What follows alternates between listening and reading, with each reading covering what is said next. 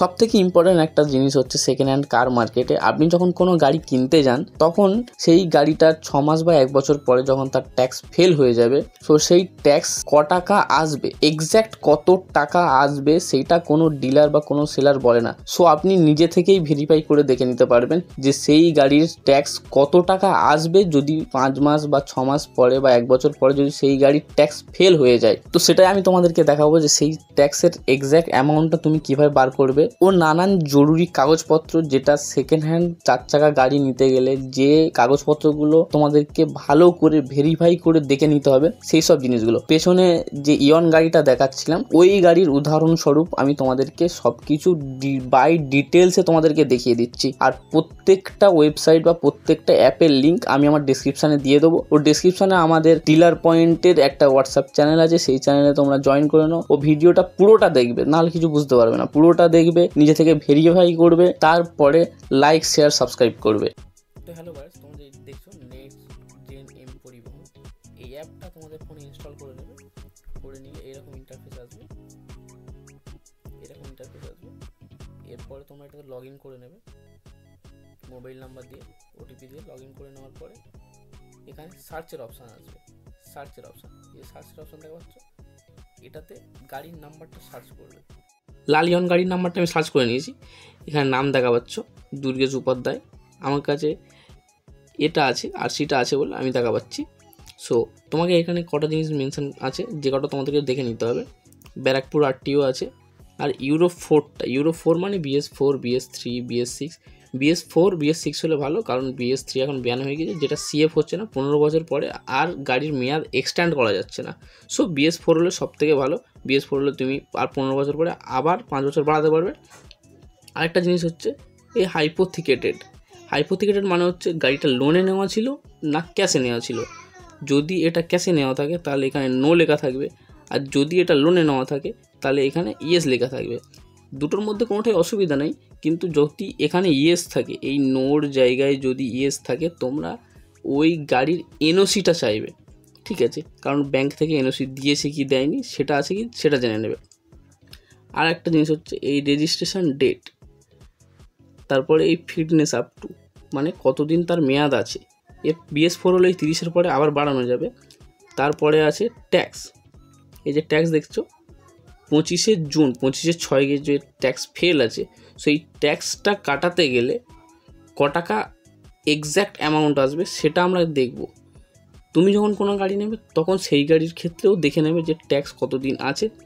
এই যদি ট্যাক্স কাছাকাছি ফেল থাকে একবার দেখে নেবে যে ট্যাক্স কেমনভাবে কাটতে হয়, ট্যাক্স ক টাকা আসছে সেটা আমি তোমাদেরকে দেখিয়ে দিচ্ছি পরে। সেখানে আরও কটা জিনিস আছে, ইন্স্যুরেন্স কদিন আছে, পলিউশন কদিন আছে, এই কটা একটু দেখে নেবে, ঠিক আছে? চলো এবার কম্পিউটার স্ক্রিনে যাই, সেখানে তোমাদের ট্যাক্সের ক টাকা আসছে সেটা তোমাদেরকে দেখায়। তো চলো সেটা আমরা পেয়ে গেছি। সো ট্যাক্স কাটতে গেলে যে 3টে জিনিস জরুরি হয়, সেটা হচ্ছে 1 নম্বরে হচ্ছে এই রেজিস্ট্রেশন নাম্বার মানে গাড়ির নাম্বার, 2 হচ্ছে চ্যাসি নাম্বার, 3 হচ্ছে ইঞ্জিন নাম্বার। এই কিছু ভেরিফিকেশানের জন্য আমি এর দুটোকে ব্লার করে দিয়েছি। সো আমি তোমাদেরকে দেখিয়ে দিচ্ছি কীভাবে কাটতে হয়। তোমরা এই ইঞ্জিন নাম্বার, চ্যাসি নাম্বার ও এই রেজিস্ট্রেশন নাম্বার মিলে দেখে নেবে। সো আমরা গুগল ক্রোমে চলে যাব, গিয়ে এখানে লিখব সিটিজেন পরিবহন, এই চলে এসছে সিটিজেন পরিবহন। এখানে যাব, এই বাহান প্রথম লিঙ্কে ক্লিক করব। ক্লিক করার পরে এখানে দেখব কি রেজিস্ট্রেশন নম্বর ওয়াইজে ক্লিক করে নেবো। ক্লিক করে নিয়ে আমরা দেখে নেবো গাড়ির নাম্বার কত আছে। গাড়ির নাম্বার আছে WB20AG4462, ঠিক আছে?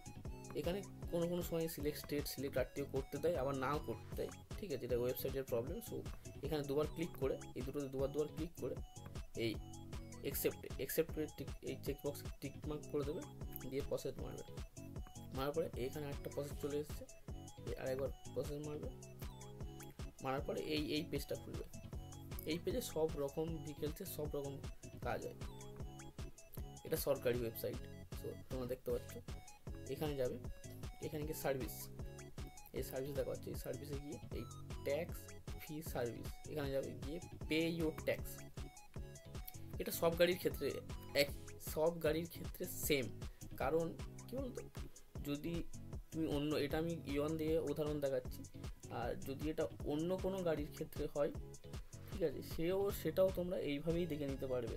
সো সেই নিয়ে চাপ নেওয়ার দরকার নেই। আমি ইয়ন গাড়ি দেখাচ্ছি বলে যে ইয়ন গাড়ির এইরকমভাবে বেরোয় সেটা কোনো ম্যাটার করে না, তোমরা এইভাবেও দেখে নিতে পারো অন্য কোনো গাড়িরও। সো এখানে আরেকটা জিনিস লাগবে, এটা ওকে করে দেবে, এটা বিভিন্ন 15% 30% ছাড়ের কথা বলছি, এটাকে ওকে করে দেবে। করে দেওয়ার পরে রেজিস্ট্রেশন নাম্বার চলে এসছে। এখানে আবার তোমাদেরকে দিতে হবে চ্যাসিস নাম্বারের লাস্টের 5টা অক্ষর।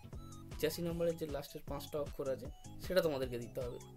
ওই যে আরসিতে আছে ওখানে চ্যাসি নাম্বার বলে একটা অনেক কটা নাম্বার থাকে, তার লাস্টের যে 5টা অক্ষর বা সংখ্যা যেটা যাই বলো সেটা দিতে হবে। সেখানে আমি সেটা দিয়ে দিই।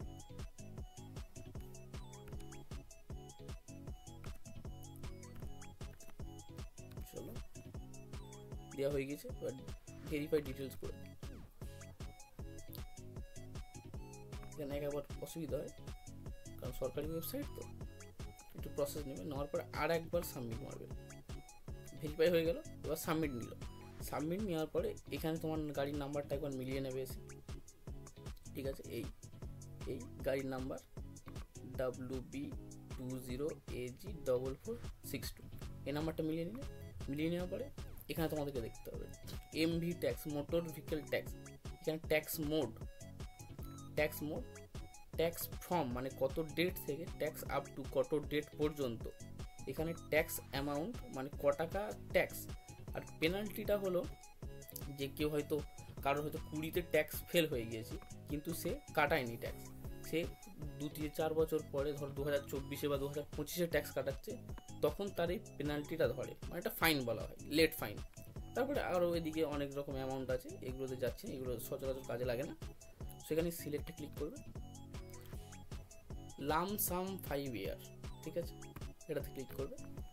ক্লিক করলেই তুমি বুঝতে পেরে যাবে 17/6/25 মানে এই যে 6 মাস পরে যে ট্যাক্স ইয়ন গাড়িটার ট্যাক্স ফেল আছে, সো এই ট্যাক্স 17/6/25 থেকে কত হচ্ছে 16/6/2030 পর্যন্ত।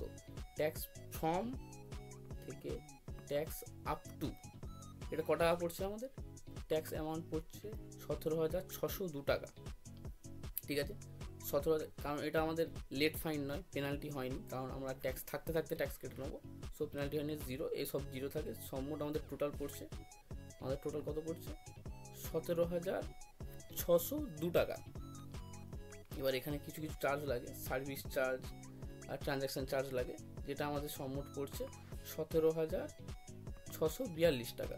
এবার কেউ ট্যাক্স কাটানোর সময় 500, 800 বা 1000 যে যেরকম পায় সার্ভিস চার্জ নিয়ে নেয়, তো সেটা নিয়ে চাপ নেবে না, দেখবে জিনিসটা জেনুইন হয় কিনা, ঠিক আছে। সো সেকেন্ড হ্যান্ড গাড়ি কেনার সময় আরসিটা হাতে নেওয়ার পরে প্রথমে ট্যাক্স চেক করবে, যে ট্যাক্স ফেল হওয়ার পরে যে আমি যখন ট্যাক্স কাটাতে যাবো সেই ট্যাক্সটা ক টাকা পড়বে। এটা হয়তো আর কিছুদিন, হয়তো 6 মাস পরে হয়তো আরও 200, 500 বা 1000 টাকা বাড়বে, ওর বেশি যাবে না, ঠিক আছে। সেখানে আরেকটা দেখা যায় লাইফ টাইম ট্যাক্স, যেটা বলতে পারো সারা জীবনের ট্যাক্স, গাড়ি যতদিন থাকবে ততদিনের ট্যাক্স, সেটা হচ্ছে 30,000। হ্যাঁ, অনেক গাড়ি 13,000, 20,000 বেশি দিলে সারা জীবনের ট্যাক্স হয়ে যায়, ওটা বিভিন্ন গাড়ি, এখনকার যে গাড়িগুলো আসছে সেগুলোতে প্রায় লোক কাটাচ্ছে। সেখানে চলো আমার ট্যাক্সের অ্যামাউন্ট কীভাবে দেখতে হয় সেটা আমরা বুঝতে পেরে গিয়েছি। আর যারা যারা বুঝতে পারবেন কমেন্টে জিজ্ঞাসা করো, আমি কমেন্টে তোমাদেরকে আলাদাভাবে বুঝিয়ে দেবো, কোনো চাপ নেই। সেখানে ধরো এবার তোমার ট্যাক্সের কাগজ আছে, এবার সেই কাগজটা কোনো মতে বা কোনোভাবে ছিঁড়ে গিয়েছে বা হারিয়ে গিয়েছে, ঠিক আছে। সেবার ওই ট্যাক্সের পেপারটা তোমার হয়তো কোনো জায়গায় লাগবে, সেটা কীভাবে ডাউনলোড করবে, ওই সেম, ঠিক আছে, আসলে ওই সিটিজেন পরিবহন থেকে লগ ইন করে যেমন আসবে, এসে এই যেটা দেখতে হচ্ছে রিপিন রিসিপ্ট ফর্ম, এখানে যাবে, এখানে এই অ্যারোটা এখানে আসে, দেখো রিপিন রিসিপ্ট, এখানে ক্লিক করবে, করার পর এখানে চলে আসবে। এখানে 4-5টা অপশান আছে। অ্যাপ্লিকেশান নাম্বার ওয়াইজ, অ্যাপ্লিকেশান দরকার নেই, অনেকে থাকে, মানে অনেকে ট্যাক্সের কাগজ হারিয়ে যাওয়ার তো অ্যাপ্লিকেশান নাম্বার হারিয়ে গিয়েছে। রিসিপ্ট ওয়াইজ, রিসিপ্ট তো তোমার কাছে নেই। ব্যাঙ্ক ট্রানজ্যাকশান নম্বর ওয়াইজ, ট্রানজ্যাকশান নম্বর সে তো অনেক দিন আগে চলে গিয়েছে, এখানে আমরা এটা ক্লিক করব, এই যেটা দেখছো রেজিস্ট্রেশন নম্বর ওয়াইজ, ঠিক আছে।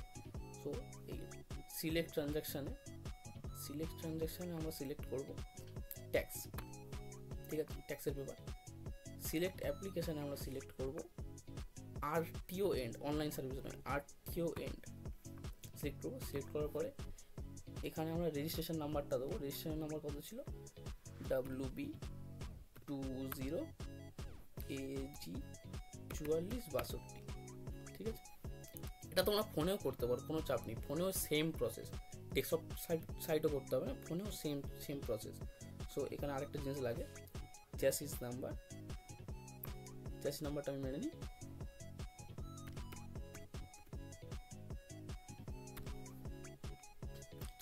চ্যাসিস নাম্বার মারা হয়ে গেলে এই যে ক্যাপচাটা দেখছো, এই ক্যাপচাটা তোমাদেরকে দিয়ে দিতে হবে এই ভেরিফিকেশন বক্সে,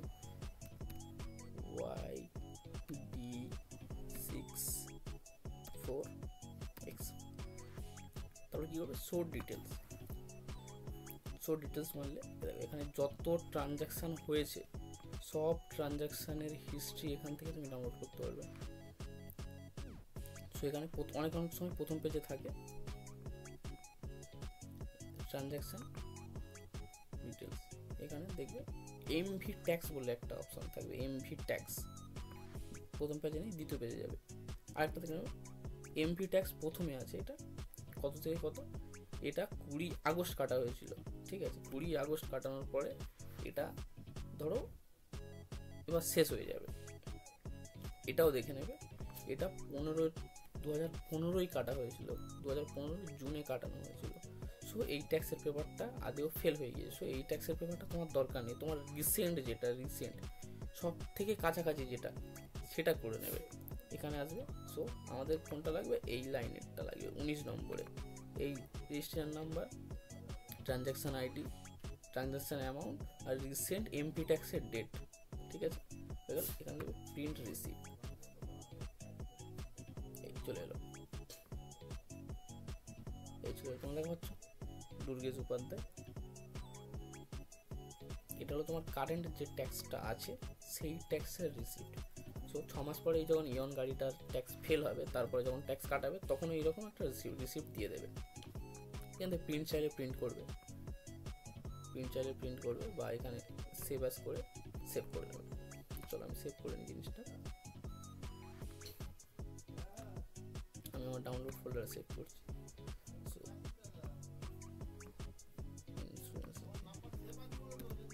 ট্যাক্স,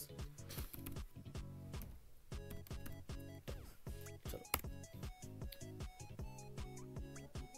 ঠিক আছে। তো ট্যাক্স কীভাবে ডাউনলোড করতে হয় সেটা তোমরা দেখে নিলে, আর ট্যাক্সের এটা দেখে নেবে কত থেকে কত ডেট পর্যন্ত ডাউনলোড হয়েছে, এই 25/2025। সো চলো এবার আমরা দেখে নিই ইন্স্যুরেন্সটা। ইন্স্যুরেন্স দেখো বললাম ডাউনলোড করা যায় না, কিন্তু ইন্স্যুরেন্সের কটা ডিটেলস হয় সেই ডিটেলসটা আমি তোমাদেরকে দেখিয়ে দেবো, ইন্স্যুরেন্স কীভাবে কাটতে হয়, বা অন্যজনের নামে যদি গাড়ি থাকে তাও অন্যজনের নামে কীভাবে ইন্স্যুরেন্স কাটাতে হয় সেটা আমরা কাটিয়েছি, সেটাও আমি তোমাদেরকে দেখিয়ে দিচ্ছি।